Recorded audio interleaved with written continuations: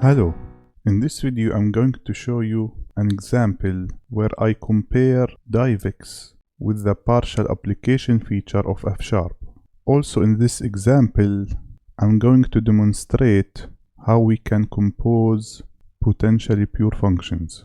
Okay, so here I have F# code. Here I'm defining a module, and inside it I'm defining functions. So here I have a process folder function, and this function processes a folder, right? Specified using this parameter, right? And these here are the dependencies of this function. So for example, there's a process subfolders parameter, which is a Boolean parameter that determines whether we process subfolders or not. And then here there's a getFiles parameter that we use to get files inside the folder. Then there's a processFile parameter that we use to process individual files, and then there's a log parameter that we use to log the fact that we are processing a file before we actually process it. So basically this function is an orchestrator, right? It uses the getFiles parameter to get the files inside the folder, and then for each file it calls the log function to log, and then the processFile function to actually process the file, right? And this function is potentially pure, right? Inside its body, we are not doing anything necessarily impure, right? But we are using parameters of type functions that may be impure or pure, right? So I can call this function passing impure values for the three functions here, and this will make this function impure, or I can pass pure values for these three functions, and this will make this function pure, right? Okay, so here I have this log2file function, which is impure because it uses the file.appendAllText function to basically log this message into this file, right? Okay, so here we have a processFile function. This file is potentially pure. It basically logs the fact that we are uploading the file, right? And then it invokes an uploadFile function passed as a parameter to upload the file somewhere, right? And then it gets the size of the file again using a function parameter called getFileSize. Then it's logging the fact that we are recording the file size somewhere, and of course the log function is a parameter, right? And here we are actually recording the file size. So basically this function processes a file by uploading it somewhere and recording its size somewhere. Okay, so here we have a record file size function. This function is also potentially pure. So what this function does is it creates a message containing a JSON object. The operation here is record size. The file name is the file name passed to the record file size function, and then the size is also the size passed to the record file size function. So we create this message and we simply post it to some server, right? And the HTTP post function, this is a parameter, right? Meaning this function can be pure if we pass a pure function here, or it can be impure if we pass an impure function here, right? Okay, so here we have a function called uploadFile. It takes a server URL, which is the destination where we want to upload the file. It takes a Boolean parameter that specifies whether we want to use HTTP put or HTTP post, right? We have an HTTP post function, an HTTP put function, a read file function, and then the file name we want to upload. So here I'm using the read file function to read the file contents. I'm converting the contents into base64. I'm constructing a JSON message that contains the contents and the file name and an upload operation. And then depending on the use HTTP put Boolean parameter, I'm deciding if I want to use HTTP put or HTTP post. And then I'm calling this HTTP function passing the server URL and the message, right? Okay, so here I defined a getFiles function. This is an impure function because it calls the .NET getFiles function, right? Okay, the getFileSize function is also impure because it uses the file system directly. Okay, here I have an HTTP post function and an HTTP put function, and here I'm not really doing actual HTTP operations, I'm simply printing to the console, right? And also I am logging somewhere using a log parameter. Okay, and here I'm doing partial application using F#, right? So basically the high level function is process folder, right? And in order to be able to use this function, I need to provide values for all of its parameters, right? So here, for example, process folder takes a parameter called process file, and here I'm providing a value using partial application, right? But the signature of the process file parameter of process folder is string gives unit, right? But our process file function, it has many parameters, not just strings gives unit, right? So in order to use process file as an argument for process folder, we need to do partial application on process file to fix all of the dependencies of process file, right? And this is very known to F# developers. This is called partial application in F#. So here for process file, I'm passing the getFileSize function as is, but for example, the recordFileSize function, I can't pass it as is. I need to fix the dependencies of recordFileSize first, here, right? So here I'm passing a function for the HTTP post dependency of recordFileSize, right? I'm passing HTTP post 1, which is basically also a modified version of HTTP post, because HTTP post requires a log dependency, right? So here what I end up doing is I start with the low level functions, I fix their dependencies and then pass them to higher level functions, right? And then when I pass them to higher level functions, I can pass those higher level functions to even higher level functions, right? So here I'm constructing log1 using partial application and then injecting log1 into HTTP post and HTTP put. Now these functions are ready to be injected to higher level functions like upload file, right? After that, upload file 1 is ready to be injected into process file 1, right? And only then process file 1 is ready to be injected into process folder, right? And what this means is we have to inject impure dependencies very early, right? So for example, upload file, this function here, this is potentially pure, right? But because I'm passing HTTP post 1, HTTP put 1 and file.readAllBytes here, the upload file 1 function is now impure, right? And this is why it is said that partial application is not functional in the sense that we get impure functions out of partial application, right? Now let me show you another file, a second F# module called F# module 2, and it has the exact same functions as before, but the order of parameters is different. So for process folder, the folder path parameter is first, and then all the dependencies of process folder are after the folder path parameter, right? The same thing here for log to file, the message parameter is first, and then the dependency file name is later. And here for the process file function, the file name parameter is first and the dependencies are later, right? And this way of doing F# functions doesn't play well with partial application in F#, because in F# functions are expected to declare their dependencies first so that the dependencies can be partially applied using F#. So I'm not going to compose these functions using F# partial application. Instead, I'm going to use DIVEX and composition language 1, and I'm going to compare the result with that of F#'s partial application. Let me show you. So here I have a C# project, and this C# project references the F# project, and it also references divex.core and divex.core.f#. And here I have the DIVEX Visual Studio extension installed.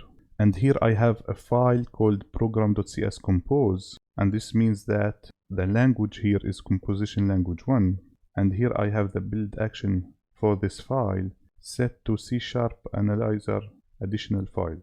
Okay, so here I have a comment that contains the F# code that uses partial application, and I put this here just so that we can compare. Okay, so here I'm composing the F# functions using composition language 1. So here I'm using the process folder function, and I want to inject some values into this function. So this expression here, it simply injects true for the process subfolders parameter of process folder. And I'm able to do that even if the process subfolders parameter is not the first parameter, right? I'm able to do that by name. And here I'm injecting the process file function as a value for the process file parameter of this function here, right? So here I was able to inject process file into process folder without first fixing the dependencies of process file. And this is basically the main difference between DIVEX and F#'s partial application. Like here in F#, before we inject process file into process folder, we had to fix the dependencies of process file. But here I didn't have to, right? Here the dependencies of process file will bubble up to the resulting function. So if I look at the resulting function, which is this expression here, now it has all the dependencies of process file, like for example get file size and record file size, right? Okay, now here I decided to inject a value for record file size. I'm using the record file size function as defined in F#, but I'm fixing the server URL parameter. Now I'm doing this here, but I could decide not to inject this value here, right? I could delay the injection of this value. But what I'm trying to do here, I'm only delaying the injection of function parameters that will cause the resulting function to be impure, right? I want to delay the injection of impure dependencies. Okay, so here I'm injecting a value for the upload file parameter. I'm using the upload file function defined in F#. I'm fixing the server URL of that and the use HTTP put parameter, but I'm keeping other parameters unfixed, and these parameters are HTTP post, HTTP put, and read file. So if I look at the resulting function here, the read file parameter was bubbled up, the HTTP put parameter was bubbled up, and the same thing for the HTTP post parameter. Now we see that there are duplicate HTTP post parameters and log parameters, and the reason for that is two HTTP post parameters were bubbled up to the resulting function because two functions here have a dependency on HTTP post. So here the record file size function, it has an HTTP post parameter that was not specified, right? And the upload file function also has an HTTP post parameter that was not fixed, right? Now in DIVEX we have two ways to deal with this. We either treat those two parameters as one using the join operator here, or we rename the parameters in their original functions before we use those functions. For example, I can go here to the record file size function and rename the HTTP post parameter. Now this doesn't rename the original parameter in record file size. It simply creates a new function where the HTTP post parameter is renamed. So now if I look at the signature of the function here, there is an HTTP post for record size and an HTTP post, right? And this allows me to vary them independently. Now I don't want to do this. I want to use the same value for these two parameters, and this is why I'm joining them here. I'm also joining the log parameters. And now if I look at the resulting function, it only has one HTTP post parameter and one log parameter. And now this function, this process folder function, is potentially pure because it declares all the functions that would make it impure as parameters. So here I have the get file size function, the HTTP post function, the HTTP put function, the read file function, the log function, and the get files function, right? So basically I was able to inject low-level functions into high-level functions without specifying the values for the dependencies of low-level functions. Okay. Now after doing that, now I can supply impure values for the parameters. Like here I'm injecting the file.readAllBytes function as a value for the read file parameter, right? So what's the value here? I see two values. The first one is when we create potentially pure functions, by looking at the signatures of these functions, we can understand all impurities in these functions, right? We can see all the parameters that would make those functions impure, right? And the second benefit is testing, right? So this potentially pure function, this is a very good function to test because I can easily pass fakes for these parameters. And let me show you. So here I have moved the code that creates the potentially pure function into its own method. And let me show you here. This create method basically creates the potentially pure process folder function like we did before. And by the way, in composition language 1, you can have var as the return type for methods if those methods return DIVEX functions. And this is very useful because if you add a parameter for process file here, the signature of this process folder potentially pure variable will be different. And using var here will be very convenient in this case because it will allow you to bubble up any additional parameters easily without having to change the type here, right? Okay, so here I'm creating the potentially pure function and I'm using it in two places. So here I'm using it to create the real production function, right, which is impure, right? But then I have a test method here that I use to test the potentially pure version of the function, right? So here I'm creating the potentially pure function and then I'm passing mocks. So all of these are mock functions and let me show them to you. So here I have a mock log function that simply adds the log message to a list object defined here. The get files function simply returns from a predefined dictionary. The get file size function using this dictionary here to get the file size. The HTTP post function and the HTTP put function, they simply record the arguments here into a list. So when I call this function here, I will be able to intercept all communication between this function here and the outside world using these mock functions, right? And I will be able to get the output and basically assert against it, right? So here I'm asserting that these are the logs and these are the HTTP post operations that were done and that no HTTP put operations were done, right? And this code is written in composition language 1, which compiles to C#. Let me show you here. So this is generated code. I don't want to go into the details of this code, but this is runnable code and I can run and debug it, right? So here the process function was called, the log list is filled, the HTTP post list is filled, and the assertions are successful.